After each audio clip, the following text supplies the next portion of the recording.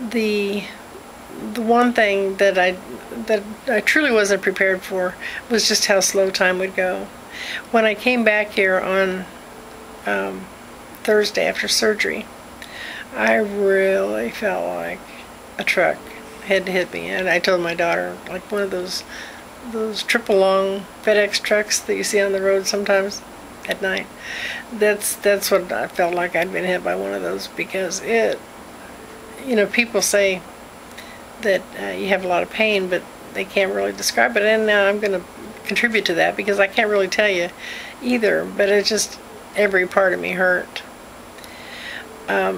I've had a lot of pain in the fronts of my thighs, and I'm a good sized person. I weigh about 210 pounds and about 5'7". I expect to be taller after the surgery, but the doctor explained that when you're in the prone position like that for so long, that it is it's not uncommon to have some numbness and pain resulting from that, and that it should go away, but it may take weeks, so whatever. I haven't really been able to tell that my original pain is gone. I don't have the pain in my lower right leg that I've had for so long, but that was always something that came after I got up in the morning, and then was with me throughout the day, increasingly burning throughout the day. And since I haven't been on my feet, I can't say that it's gone, but I think it's gone. And so I'm praising the Lord for that. We are utilizing the Caring Bridge organization to give updates to our family.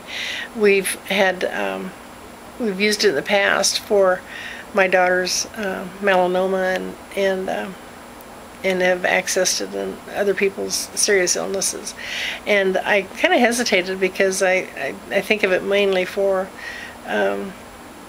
premature babies and cancer and things like that, but it just is such a wonderful way to connect with people. If you're not familiar with it, it's just www.caringbridge.org, and you just set up your account. It's free, and people can access it. You can put journal entries in, or some of your family can, to update and let folks know what's going on.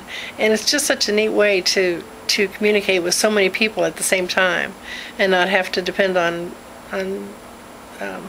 others to spread the word. And so that's been very gratifying.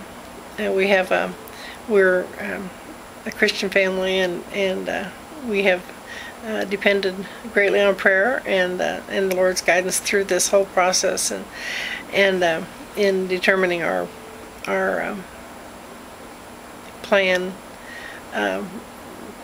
through the strength that we've gotten to get through this part. One thing about that is interesting to me is that those first couple of days I just couldn't even pray. My mind was disjointed, and my thoughts were not coherent. I don't want to say I was hallucinating, anything like that. I just couldn't express my thoughts very well at all. But I'm so thankful in those times that the Holy Spirit is there to intervene on our behalf and take those prayers to the Father. The